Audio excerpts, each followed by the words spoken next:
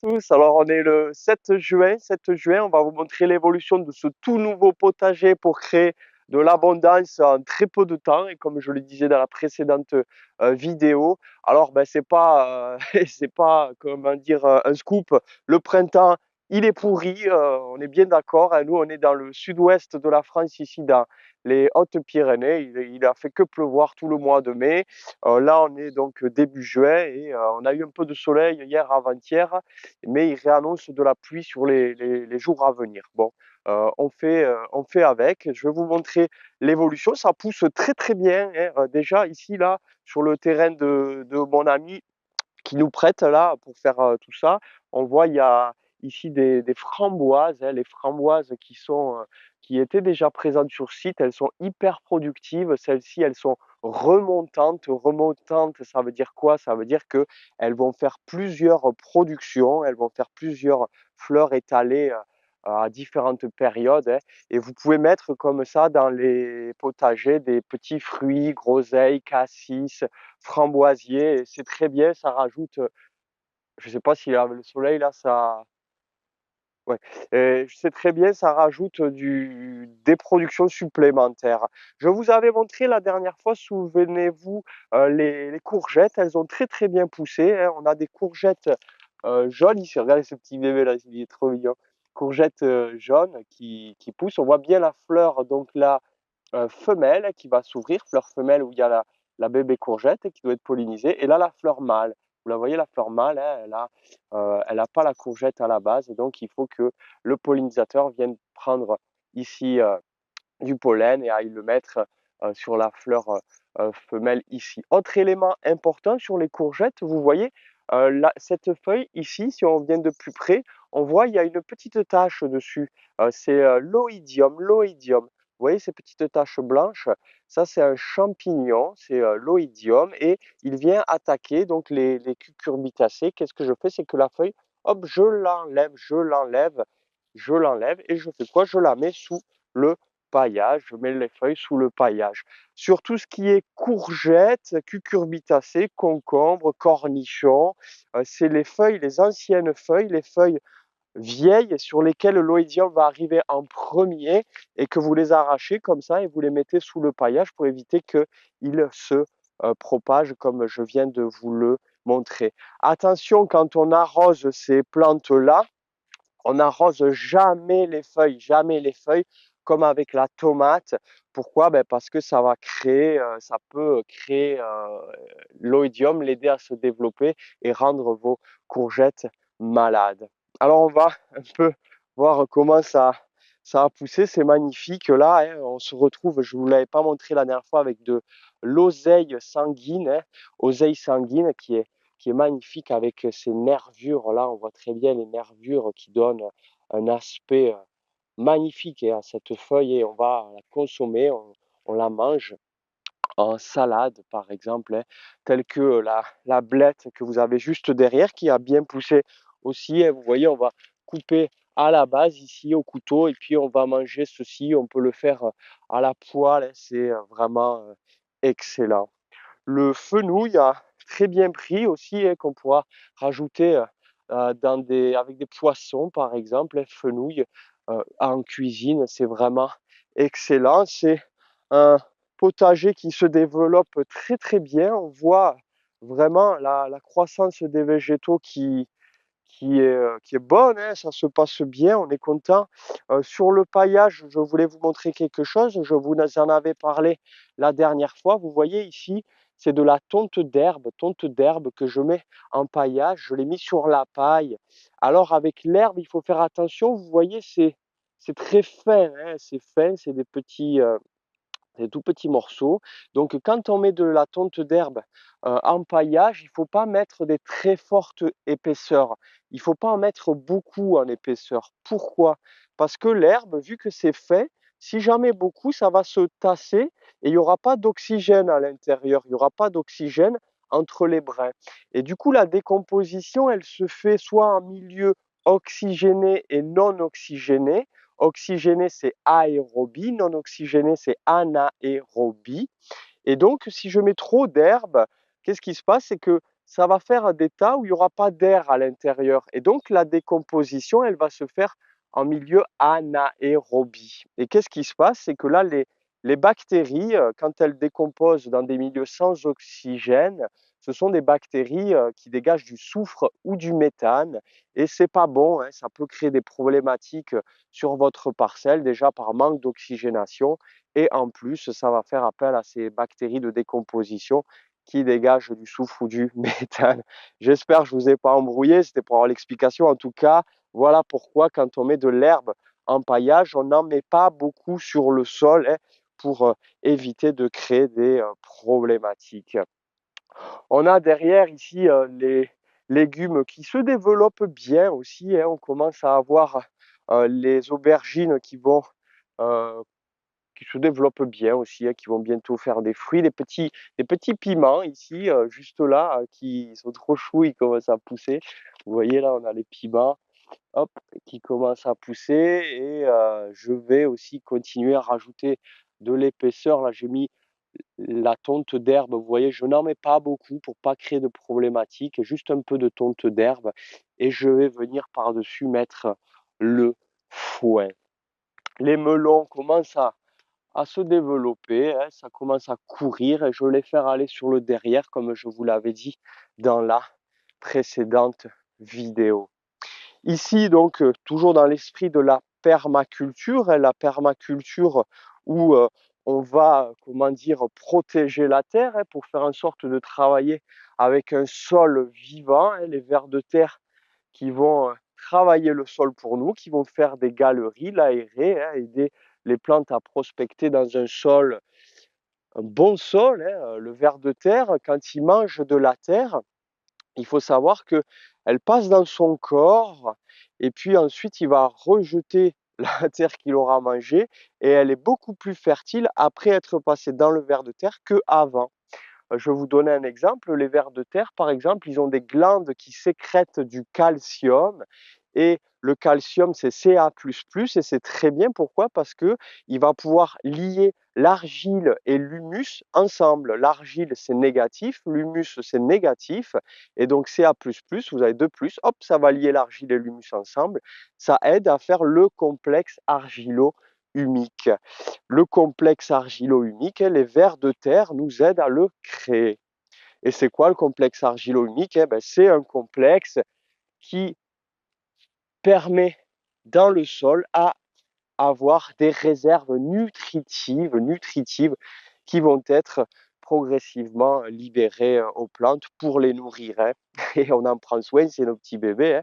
Et là, vous voyez ici, je vous montrais tout à l'heure la tonte d'herbe, là c'est du foin plutôt, hein. Le foin, on peut se permettre d'en mettre des beaucoup plus fortes épaisseurs, 10-20 centimètres, hein. Pourquoi? Il y en a, ils parlent de phénoculture, hein. Quand on met du foin en couverture, par exemple. Pourquoi? Parce que vous le voyez bien, comparé à l'herbe, le foin, c'est des grandes tiges. Donc, quand je fais des tas plus conséquents, il va y avoir de l'oxygène qui va pouvoir passer entre.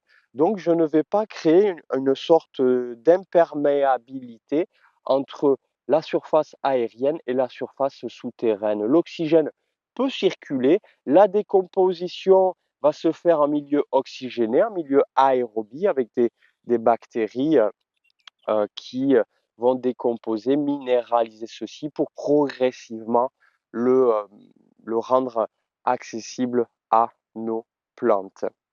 On voit, ah oui, c'est rien, c'est que la caméraman, ça me fait esprit à marcher sur un haricot, c'est pas grave, on va vous montrer ça après. Là, vous voyez ici, je vous avais montré ça la dernière fois, ils sont très bien développés, les chou kale, le chou kale.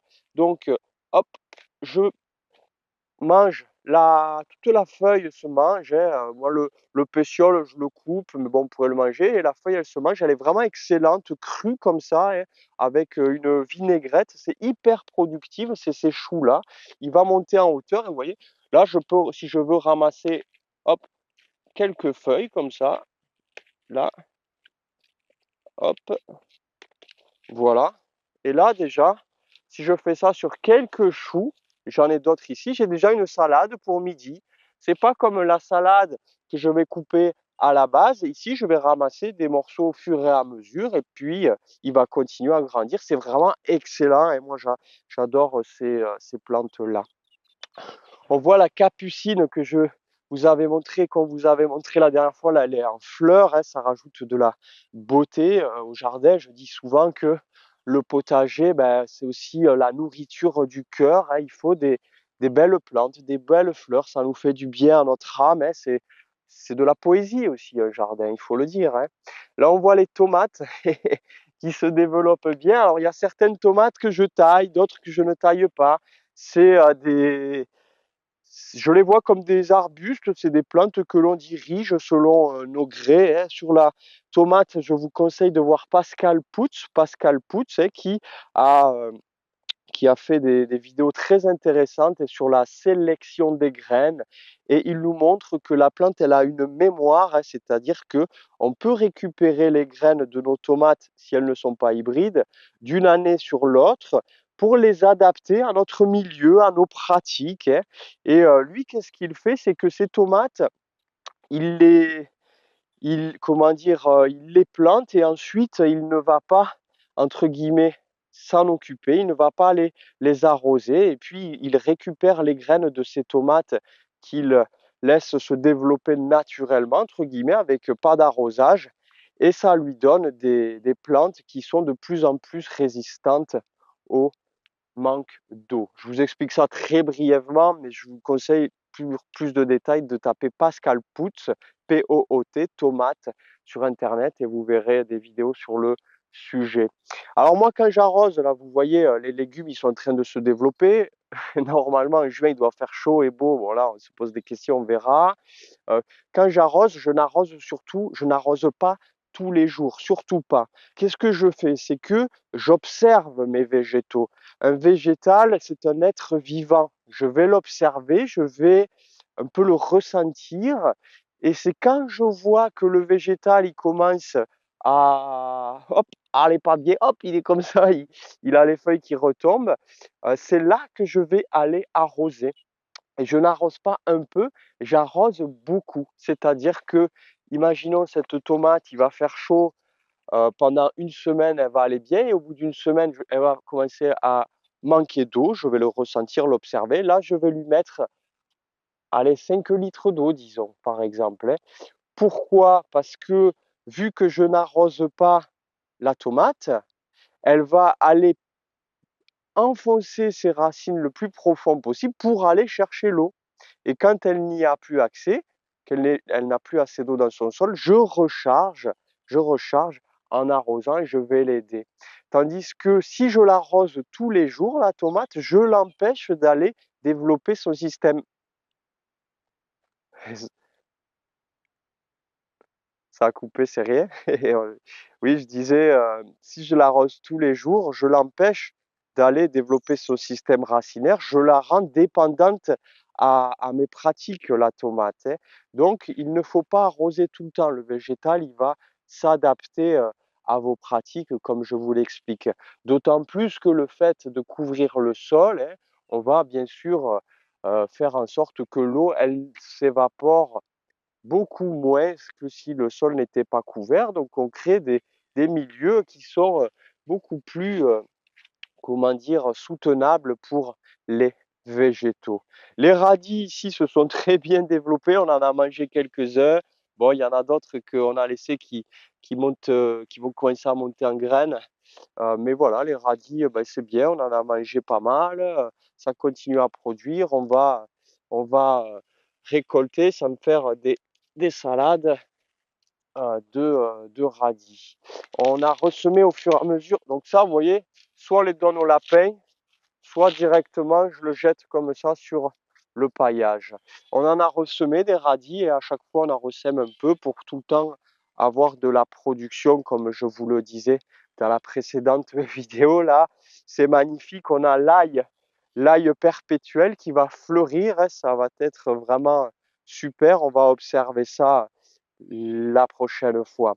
Quelque chose de très intéressant dans les potagers, c'est de rajouter des plantes condimentaires aussi, hein. On peut rajouter du thym, du romarin, de la coriandre, du persil, du fenouil, de l'aneth. Voilà, c'est aussi tous ces types de plantes qui vont nous apporter des éléments nutritifs en plus et gustatifs pour ben, l'assiette et pour les gourmands croquants, comme on dit avec la rigolade. On voit très bien les haricots grimpants, ils ont poussé, hein, plantés simplement dans le gazon, comme je vous l'avais dit, hein. Ça pousse très bien. Là, il va falloir que je mette des tuteurs pour pouvoir les guider. Ils vont monter à 2 mètres minimum et ça va nous faire une super production. Entre les, entre les céleri rave et les choux kale, je viens de mettre des salades.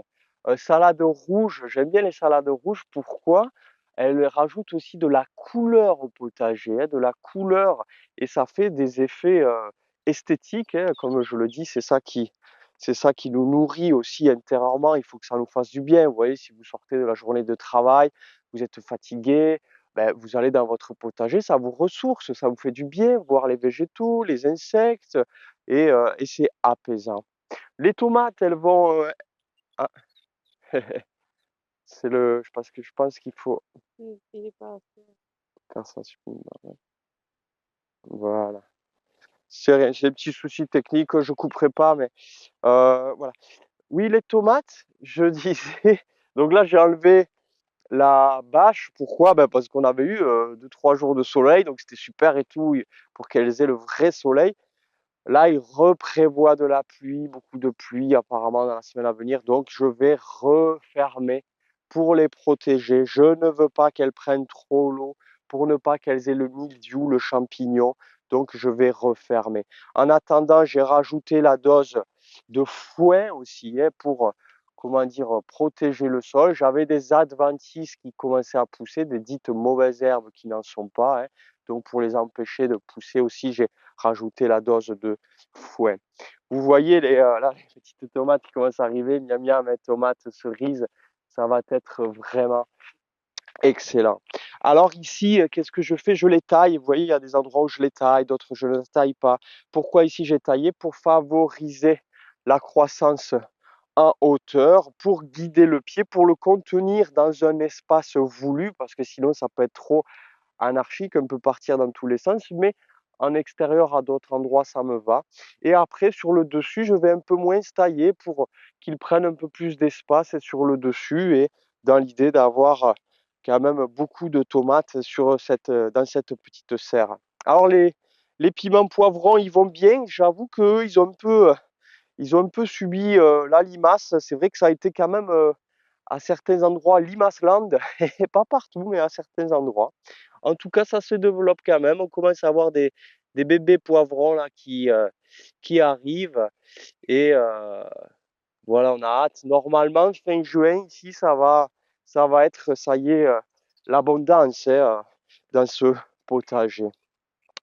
Les oignons et ici, les oignons se développent très très bien, hein, oignons échalotes, ça pousse bien. Ici, qu'est-ce que je fais par contre? Déjà 2-3 fois, je suis venu désherber. Je ne mets pas de paillage ici pour pas que eux, ils aient trop d'humidité aux pieds, hein. Comme les radis, je ne mets pas de paillage, comme vous l'avez observé, hein. Et ça pousse très très bien, j'en suis content, ça avance. À côté, les choux sont magnifiques, la croissance se passe très bien. J'ai enlevé aussi le voile que je vous avais montré la dernière fois pour le changer par c'est surtout pour vous montrer parce qu'il est pas parfait, le, comment dire, le filtre là. J'ai mis ceci, hop, pour éviter que le papillon, la, la pierride, hein, du chou vienne, papillon blanc, vienne pondre ses œufs sur le chou. Donc j'ai mis ce filet qui restait ici des années précédentes, hein, ça appartient aux grands-parents de mon ami, hein, qui faisait du potager à l'époque ici. Et donc on met ce filet sur les choux. Quand vous faites ça, ça sert à quoi? Ça vous évite de venir inspecter tous les choux. Parce une inspection de choux, c'est quoi? C'est on arrive et puis sous chaque feuille, on regarde est-ce qu'il n'y a pas des œufs de papillons. Et là, le fait de mettre ce filet, vous n'avez pas à les inspecter parce que le papillon ne peut pas y aller sur les choux, y pondre, hein. Après, il faudrait pas que le filet il touche le chou, et puis il faudrait pas qu'il y ait de trous. J'ai des trous à droite à gauche, mais bon, voilà, c'était pour vous montrer un peu des exemples. Ici, ça pousse, hein. On commence à avoir des concombres qui arrivent. On est dans le sud-ouest de la France, je le rappelle, dans les Hautes-Pyrénées, à environ 400 mètres d'altitude. On commence à avoir les concombres là qu'on va laisser pousser et puis pouvoir consommer bientôt les cornichons qui se développent plus lentement et la pastèque aussi qui se développe plus lentement. Il a manqué cruellement de chaleur. Il a manqué cruellement de chaleur ce printemps et de soleil, bien que avec mes systèmes de bâches un peu partout, ça a avancé dans le bon sens, mais c'était un printemps difficile. Il y a quelque chose juste que je voudrais vous montrer ici avant d'aller voir un peu plus loin. J'ai planté il y a pas longtemps. Ça, je l'ai acheté au lycée Adriana, au lycée où j'ai été enseignant pendant 7 années. J'y suis allé là il y a pas longtemps, acheter des plants. Ils ont une super pépinière. Et c'est quelque chose que j'ai jamais essayé. Ça là, c'est des poivrons. C'est une espèce particulière que je ne connaissais pas, qui fait des petits poivrons qui font 4 centimètres, donc c'est des tout petits poivrons, mais apparemment hyper productifs et avec un goût sucré. Donc on va voir comment ça se développe. C'est censé produire, je ne sais plus exactement, je crois qu'il y a marqué 70 poivrons par pied, des tout petits poivrons. Ça a l'air très très bon. On verra, on essaye ça. J'ai mis des navets, là vous voyez. Donc pour remplir l'espace, je plante un maximum. Pour remplir l'espace, j'y ai mis aussi des navets ici présents.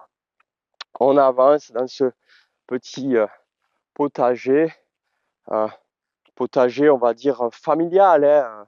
Le fait de creuser, qu'est-ce qui se passe quand on creuse entre les parcelles? Je pourrais creuser plus. Ben, si je dois venir ici travailler sur ma parcelle, c'est beaucoup plus pratique. Je me casse pas le dos. Je suis à hauteur. Vous voyez, je me casse beaucoup moins le dos, hein. Et puis d'autant plus qu'ici, on est sur des sols plutôt, aller à certaines périodes de l'année, on peut le dire hydromorphes, hein, qui sont saturés en eau. Et donc, quand on a des sols où il y a beaucoup d'eau en sous-sol, c'est bien de faire des parcelles surélevées pour pas que les racines, elles se retrouvent tout le temps dans de l'eau stagnante, ce qui peut être dommageable pour certaines racines et les faire pourrir. En tout cas, là, ça va, je voulais juste vous montrer ça aussi. Les pommes de terre, elles vont très très bien. Pommes de terre vont très très bien. Comme je vous ai dit, c'était juste posé sur la terre sans la retourner. Et puis, elle se développe bien. Là, qu'est-ce que je vais faire? C'est que je vais venir avec mon fouet et je vais rajouter du fouet.